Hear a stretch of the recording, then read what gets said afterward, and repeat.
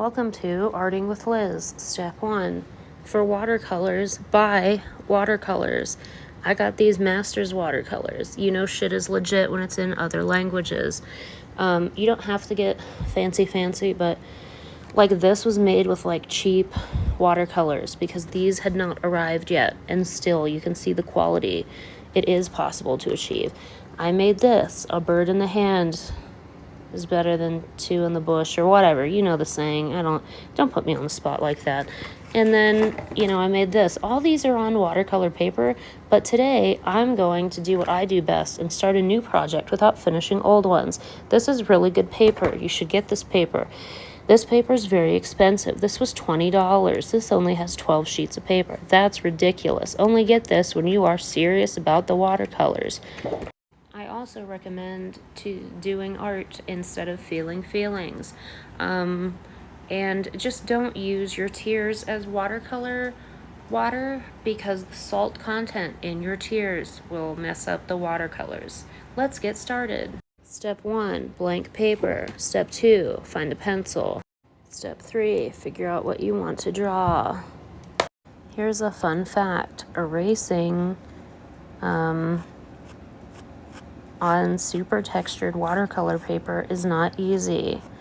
So tip number 3,000,001, don't make any mistakes at all. No pressure.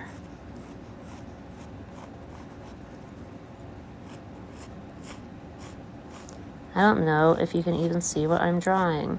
It is hard to draw and hold a phone at the same time. I know that there are fancy devices out there that can hold the phone for me. I am a millennial. I am not aware of these devices, even though I just mentioned them. Good enough, right? Good enough.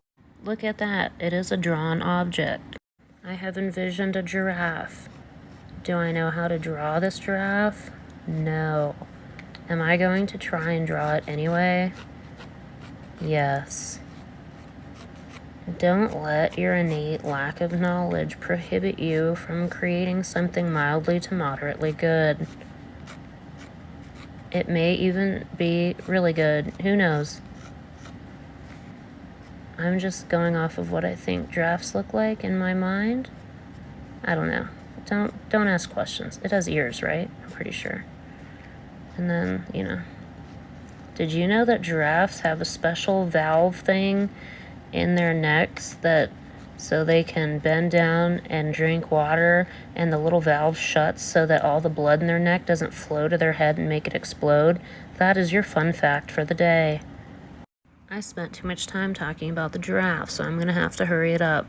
Notice how when you drag your grubby little hands across the paper, it will smear your pencil.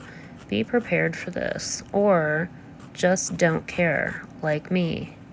You could use like a little sheet of like paper or something between your hand and the paper to negate that. But why do that when you can just smear it all over the place like I'm doing? Trying to achieve perfection is the downfall of many great artists. Do what I do and reach for mediocrity. But Liz, isn't mediocrity bad? To which I say, no, bitch. One man's mediocrity is another man's perfection. How are you drawing this blanket right now, Liz? You may be asking.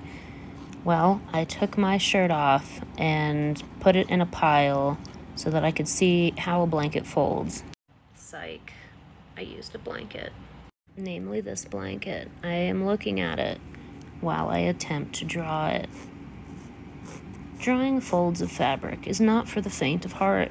It's not something I recommend for the novice, nor the expert, nor anybody. Drawing blankets is a bitch. I don't recommend doing it at all. Just like origami and vaginoplasty, you quickly lose track of the folds. But alas, I have created something that roughly looks like a blanket, and that is good enough for me. Remember the bit earlier about mediocrity? What are you even drawing, Liz? Are you ever going to shut up and get to the watercolor portion of this video? You know what? I don't know. I really don't have an answer to that. Maybe, maybe not. Stay tuned, and you will find out. I mean, you've hung in there this far for this much of the video, so what more do you have to lose other than precious minutes of your finite existence? I'm gonna do something bonkers right now and try and just draw Lego.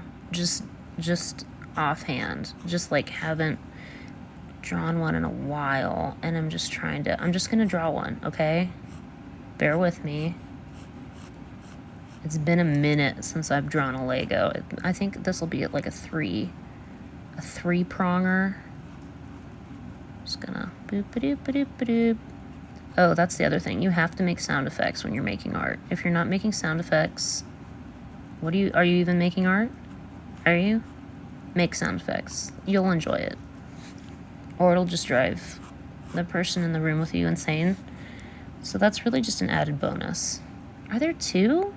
Am I having a moment? There are. There's like, right? There's a second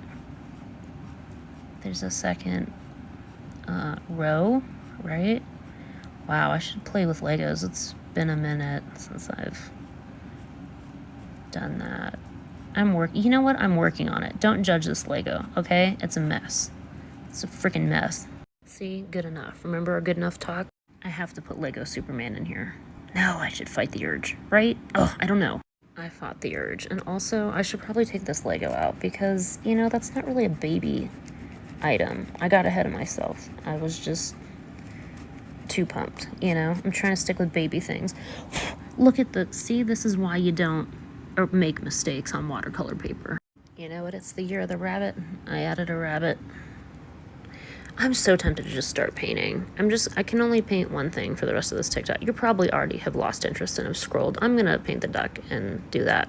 Open your watercolors. Select the watercolors that you want to use.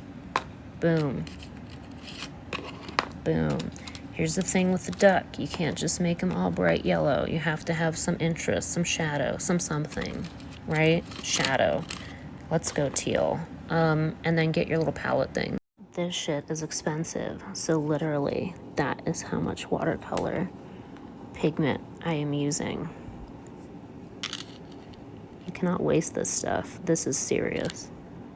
This one was full of goop, like a booger, so I had to put it over there. It doesn't really matter where you put it. I won't make any jokes about that. Okay. For the purpose of watercoloring, you will in fact need water. Oh, this brush is like, you know, I like to drop some water in the middle there, you know. This is going to be the base of my duck, so watch how far this goes, you know. You'd be amazed. Look at that. Ooh, should I erase my pencil first? Yes, I should. Am I lazy? And I'm not gonna? Probably. That yellow is bright. Whatever sins I make during the course of this painting, I plan on covering up with ink. Once the watercolor dries, you can use like a traditional ink pen that is special. Now I have the duck colored in. I used a wet on dry technique.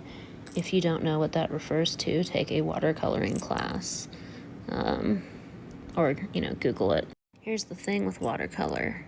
If you grab a darker color and you want to incorporate that, but you want it to bleed into what you've already done, then you're using like a wet on wet technique. If you don't want it to bleed into what you've already done, then you need to wait for that first layer to dry before you go slapping in that second color. Know what I'm saying, Vern? And if you think that color you slapped in is too strong, get a tissue or something, do some wiping, wipe it off. You'll notice I accidentally painted yellow in that area where I wanted it to be white. That can be fixed with acrylic white paint when this is dry. Notice how I am painstakingly outlining the duck with this poopy color brown. It will look much better when I'm done, I promise. Oh my god. My new advice might be to forget about watercolor, but I kind of rescued it. The color is way too powerful, and I used like a little teeny bit. So with the draft, I learned my lesson, and I tried to like tone it down. Also, just don't draw on watercolor paper. Don't, because you'll never be able to erase, ever. I don't know if it's just this paper. I don't know. But anyway, good enough for now, and look, I can sort of watercolor. The end. I'm more proud of this piece, I think, for now. The end.